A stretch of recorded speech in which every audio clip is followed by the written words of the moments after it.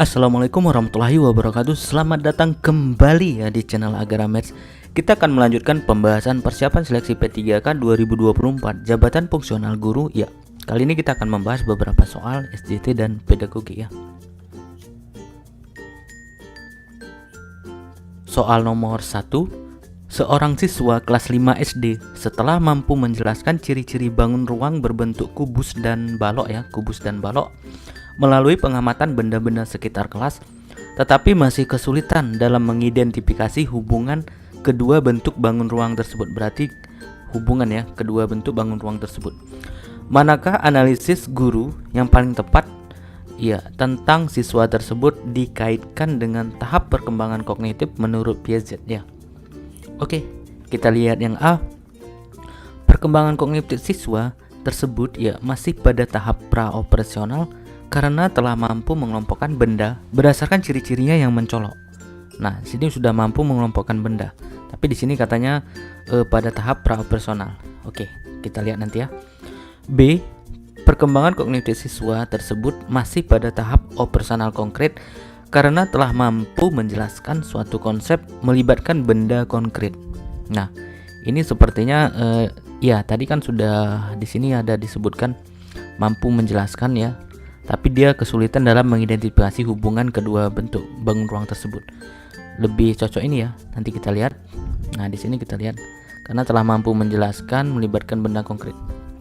Nah, oke, yang C, perkembangan kognitif siswa tersebut masih pada tahap operasional konkret ya, karena telah mampu melakukan abstraksi dan penalaran induktif. Nah, ini sama di sini keterangannya, tapi yang ujungnya ini keterangannya beda ya. Nah, kalau yang D, perkembangan kognitif siswa tersebut telah mencapai tahap operasional formal karena telah mampu melakukan abstraksi dan penalaran deduktif. Nah, ini dengan ini mirip, tapi ini operasional formal ya, tapi di sini penalaran deduktif ya. Kalau ini induktif. Nah, yang E, perkembangan kognitif siswa tersebut telah mencapai tahap operasional formal karena telah mampu mengidentifikasi hubungan antar konsep. Oke, kita bahas. Nah, kita lihat tahapan operasional konkret ditandai dengan perkembangan kemampuan pemikiran logika, namun hanya untuk objek fisik ya. Jadi dia mampu menjelaskan misalnya kalau dia melihat atau mengamati benda nyata atau objek fisik ya, nyata gitu ya. Nah, kalau kita lihat di sini jawabannya B ya, karena di sini operasional konkret karena telah mampu menjelaskan konsep yang melibatkan benda konkret. Nah, tapi dia belum mampu mengidentifikasi hubungan keduanya gitu. Nah, karena ini udah mulai mengarah ke tahap operasional formal ya. Jawaban yang paling tepat adalah B ya.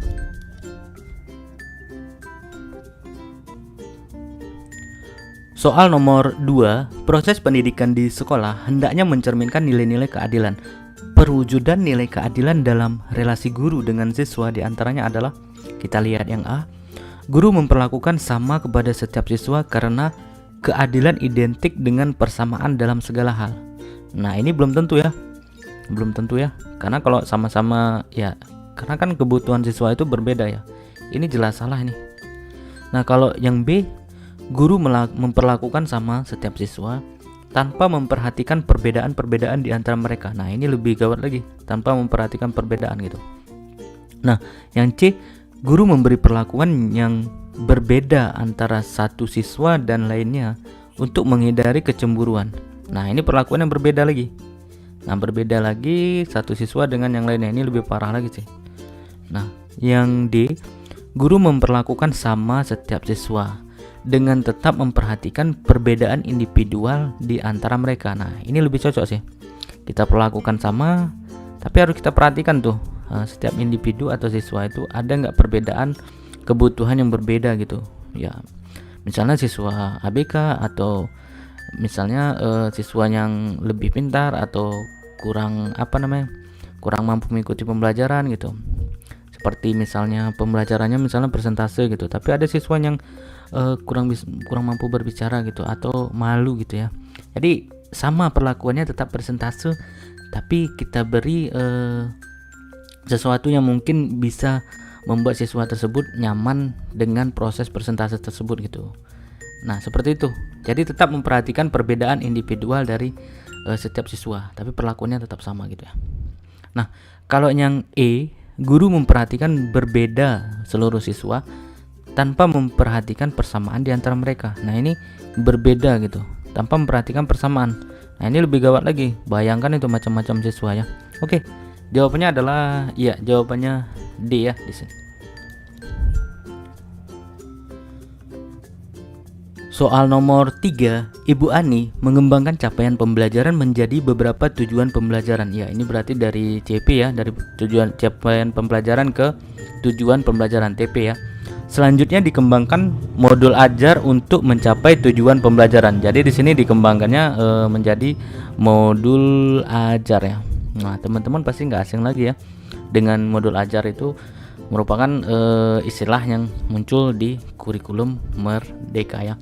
Sebenarnya mirip-mirip sih dengan RPP dan LKPD ya. Kompetisi apa yang dilakukan Ibu Ani sebagai guru profesional? Nah, ini kompetisi apa yang dilakukan Ibu Ani nih? Nah, proses dia mengubah CP menjadi TP, kemudian membuat modul ajar gitu, dikembangkannya ya.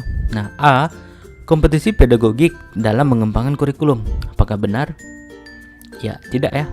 Nah, B, kompetisi profesional dalam mengembangkan kurikulum Merdeka. Nah, profesional berarti tentang kemampuan dia ya.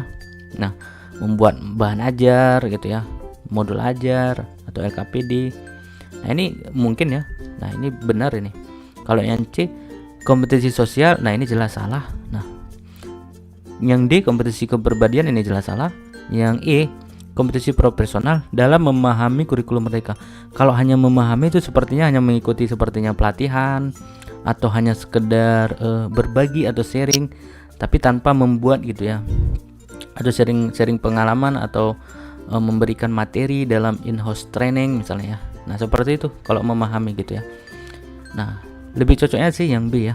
Jawabannya kita lihat ya yang B ya. Nah, jika ada jawaban teman-teman yang berbeda silahkan komen di kolom komentar ya. Soal nomor 4, seorang guru melakukan kegiatan dalam pembelajaran untuk mengetahui kesiapan peserta didik dalam mempelajari materi yang akan diajarkan dan untuk mencapai tujuan pembelajaran yang direncanakan. Asesmen ini termasuk dalam kategori asesmen formatif karena ditujukan untuk kebutuhan guru dalam merancang pembelajaran, tidak untuk keperluan penilaian hasil belajar peserta didik yang dilaporkan dalam bentuk rapor. Dari deskripsi di atas, asesmen yang sedang dilakukan guru tersebut ya, asesmen apa nih? Kita lihat pilihannya. A, asesmen formatif ya. Ya, ini jelas tadi katanya kategori asesmen formatif ya. Nah, sedangkan di sini jawabannya asesmen formatif lagi, yang A pilihannya. Nah, yang B, asesmen akhir pembelajaran. Yang C, asesmen awal pembelajaran. Yang D, asesmen holistik. Yang E, asesmen proses. Ya, kalau ini kan udah disebutkan di sini kategori asesmen formatif, berarti kategori dari sini ya ke bawahnya lagi gitu. Nah, asesmen formatif itu apa-apa aja sih gitu ya. Nah, jawabannya tentu karena di sini tadi mengetahui kesiapan peserta didik untuk mempelajari materi, berarti dia prosesnya di awal pembelajaran atau biasa disebut dengan AD ya, atau asesmen diagnostik ya, diagnostik ya. Nah, jawabannya jelas iya yang C ya, yang C. Asesmen awal pembelajaran atau diagnostik ya. Soal nomor 5, dengan pesatnya teknologi informasi dan komunikasi, informasi semakin mudah diperoleh, bukan hanya informasi mengenai berbagai peristiwa yang terjadi di berbagai belahan bumi, namun informasi mengenai ilmu pengetahuan terbaru. Dalam hal ini, guru abad 21 dituntut untuk memiliki karakteristik ya. Oke, ada A, interaktif, B, kolaboratif, C, subjektif, D, proaktif, E, kompetitif. Ya, kalau D ini jelas salah ya. Nah, kita lihat yang pembahasannya ya, B jawabannya. Nah, bagaimana teman-teman? Apakah jawaban kita sama atau berbeda?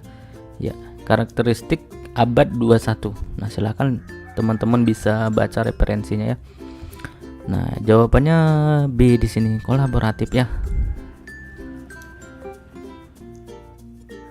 Soal nomor 6, ketika guru mengadakan ulangan ya, ini ulangan ya, ulangan atau ujian ya, ulangan atau ujian soal hendaknya sejauh mungkin mewakili materi pelajaran yang telah disampaikan dan tingkat kemampuan yang harus dikuasai oleh siswa. Untuk mewujudkan soal yang demikian, tindakan yang seharusnya dilakukan oleh guru adalah, oke, kita lihat di sini. Menggunakan bentuk soal objektif pilihan ganda. Nah, apakah sudah mewakili mata materi pelajaran yang disampaikan? Ya, belum tentu ya.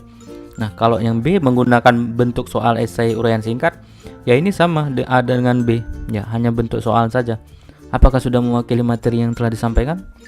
Ya, belum tentu ya. Yang C, membuat kisi-kisi sebelum pembuatan soal. Nah, kisi-kisi ini berfungsi untuk menyesuaikan dengan apa yang telah dipelajari gitu ya. Nah, ini lebih cocok sih. Jawabannya C ya. Kalau yang D kita lihat membuat rangkuman materi sebelum soal dibuat. Ya, ini kurang cocok sih. Hanya rangkuman aja, apakah nanti mewakili materi gitu. Nah, boleh juga sih, tapi lebih cocoknya kisi-kisi ya.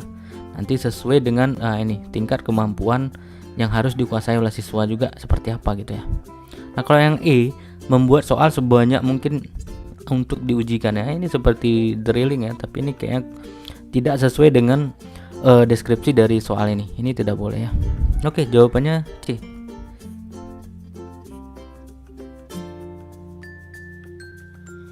Soal nomor 7, setelah guru melaksanakan pembelajaran dan melakukan asesmen hasil belajar, maka selanjutnya guru perlu melakukan refleksi diri ya, dan merencanakan tindak lanjut. Berarti refleksi dengan tinjut ya, tindak lanjut. Di antara pertanyaan refleksi dan tindak lanjut tersebut adalah pertanyaannya. Nah, A, anak-anak, apakah kalian sedang belajar hari ini? Nah, apakah mewakili refleksi dengan tindak lanjut? Ya, belum tentu ya. Nah, B, apa yang harus dilakukan guru untuk meningkatkan hasil belajar peserta didik? Nah, ini gurunya bertanya kepada peserta didiknya apa yang perlu ditingkatkan. Ini kayaknya kurang nggak cocok ya. Nah, kalau C, hal baik apa saja yang sudah muncul dalam pembelajaran? Nah, kalau ini mungkin ya, karena ini refleksi gitu. Artinya hal baik itu hal baik ya, hal baik. Nah, misalnya kalau sudah muncul gitu ya, muncul atau ada gitu ya. Nah, itu sebagai tindak lanjut. Mungkin nanti selanjutnya ya bisa dimunculkan lagi gitu, atau lebih lagi dibuat gitu ya. Atau hal-hal yang belum muncul mungkin di sini bisa dibuat muncul lagi di sini ya. Nah, sebagai rencana tindak lanjutnya gitu. Nah, oh ya, tadi diskusinya gini, kelompoknya kurang apa. Nah, jadi langkah selanjutnya ya mungkin diskusinya lebih diperbaiki lagi, atau komunikasi antar anggota kelompoknya diperbaiki lagi, ditingkatkan lagi gitu. Contohnya seperti itu. Atau persentase misalnya ya kan. Nah, kita lihat yang D. Ini lebih cocok sih daripada A dengan B.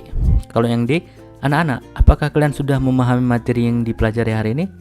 Nah, ini kan jawabannya cuman ya paham atau tidak gitu. Apakah ada ke tindak lanjutnya? Nah, ini boleh juga sih, tapi kalau misalnya jawabannya misalnya sudah paham gitu, nah apa yang mau ditindak lanjutin lagi gitu? Karena sudah paham berarti sudah tercapai gitu ya pembelajaran hari itu. Ini kurang cocok sih, lebih cocok yang C. Kalau yang E, bagaimana tingkat kehadiran? Nah, ini udah ke masalah kehadiran, sedangkan sini tadi asesmen hasil belajar ya. Ini jelas tidak cocok. Jawabannya C ya. Nah, jika ada jawaban teman-teman yang berbeda, silahkan komen di kolom komentar ya. Demikian 7 soal dari kami, mudah-mudahan bermanfaat. Sampai ketemu lagi di video selanjutnya. Assalamualaikum warahmatullahi wabarakatuh.